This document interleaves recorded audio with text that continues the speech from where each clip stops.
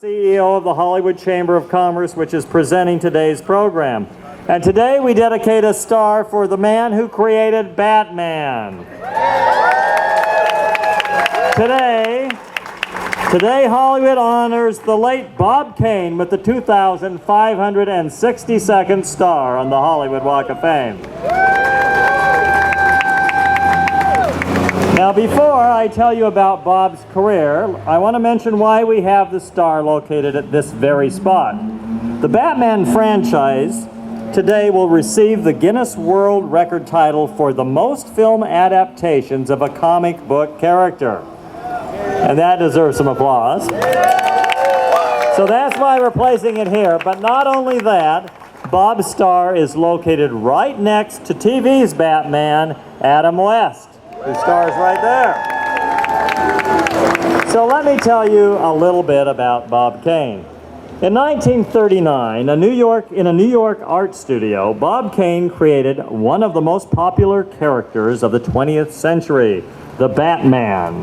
Now, Bob's creation has become the star of comic books, Saturday afternoon movie serials, newspaper comic strips, live action and animated TV series, and several of the largest grossing feature films of all time. He started his career after reading the New York Daily News. His father, who was a printer for the newspaper, would bring home the comics for him. He loved copying them and became a better illustrator than the cartoonists themselves. This informal training led young Bob to create his own comics.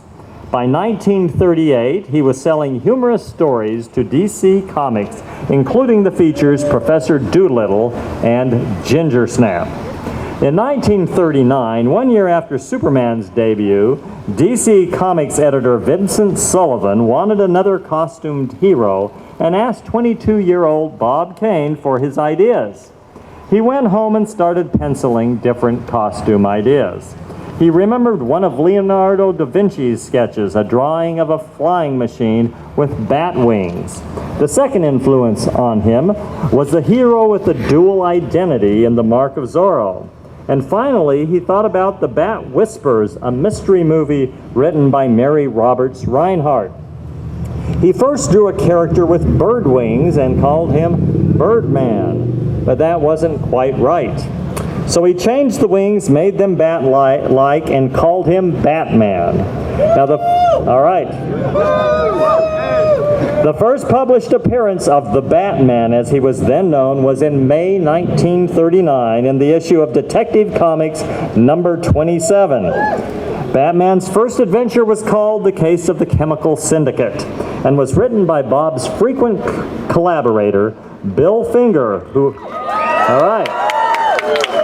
Now, Bill Finger, over the years, would make many significant contributions to the Batman universe. Now, the character was so successful that 1 year later, the first comic book devoted exclusively to the popular Caped Crusaders adventures, Batman #1, hit the newsstands. And I'm sure we all wish we had a copy of that. In that issue, Batman battled the Joker and Catwoman for the first time. Now, Bob Kane continued to illustrate Batman's comic book adventures until his retirement in 1968. His work covered not only countless comic book adventures, but also 3 years of the Batman and Robin newspaper comic strip, which ran from 1943 to 1946. The success of the Batman television show in 1966 brought Bob and his art back into the public eye. He served as a consultant on the 1989 Batman feature film and its 3 sequels. Bob's autobiography, Batman and Me, was published in 1989. 7 years later, Bob was inducted into the Eisner Awards Hall of Fame. Bob Kane, the American cartoonist, died on November the 3rd, 1998. And today we will honor his memory with this star, which will be here in front of the Guinness Museum forever.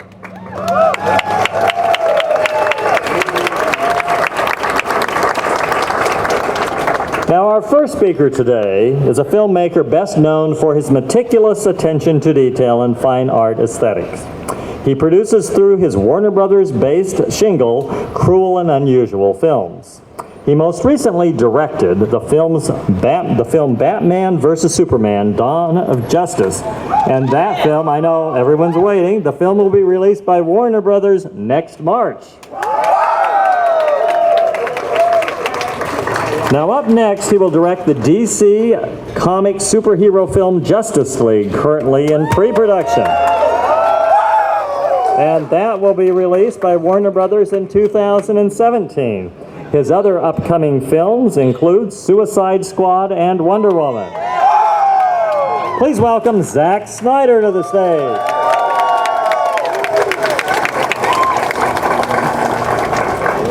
Hey guys, it's going to be a microphone, so that's cool.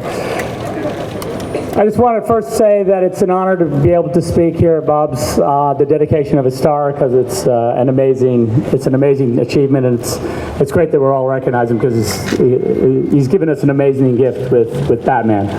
I just want to talk just for a second about my experience kind of with Batman, and just personally how I feel about him. Recently, I got to make this film, Batman vs. Superman. And in the process, I had to design a Batman character. I had to do a suit. And it's a very, I don't know if you know anything about the process, but what you do is you, over months of meticulous designing and editing, you kind of come to an aesthetic that you believe would be the Batman that you want to see. And along with my costume designer, Michael Wilkinson, we did just that. And we came to this point where we were going to test the suit on Ben. So we had built a set of a, like an alley, graffiti, barrels with fire, steamy stuff. And it was this very kind of noirish setting to film our Batman for the first time. And Ben put the suit on, and we put him in front of the camera. And I was just having him turn and look around, look Batman-ish. And it was amazing because I felt in that moment that I had achieved this goal that I had set out for myself. And when I looked at Ben, he was this perfect personification of the Batman that I had in my mind. But the truth is, he wasn't really the Batman that I had imagined, because Bob really had put him there in my mind, through years of TV shows, comic books, movies. I realized that every single one of us has a Batman, an imaginary Batman in our minds, right? Lurking in the shadows.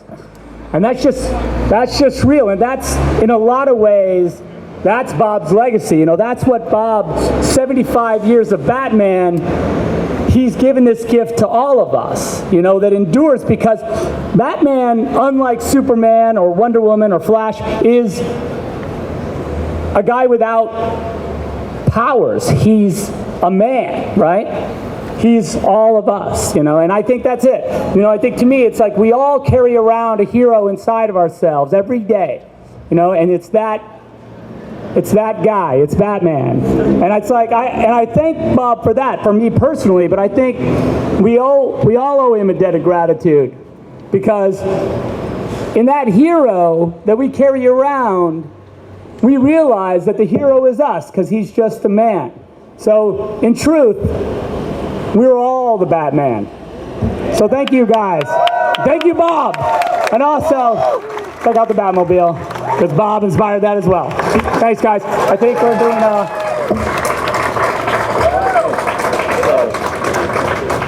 Thank you, Zach. Now, I mentioned that the star is located right next to that of Adam West. Adam West wanted to be with us but couldn't, so he sent us a telegram. So let me read that to you. He said, "I am happy to see that Bob Kane is being honored with this star today. It should be within walking distance of mine. It is, since he created the character I've been close to for years. Who that is, of course, is a well-guarded secret. I want to thank you, Bob, wherever you are, for saying that our Batman TV show and film were among the greatest of comedies. Thank you for not taking us or yourself too seriously. Without your creativity, I might never have dashed around in cape and cowl. You certainly deserve this star honor, Adam West.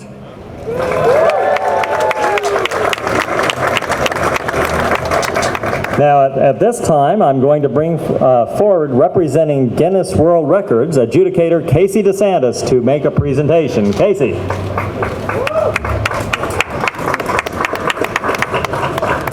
Thank you.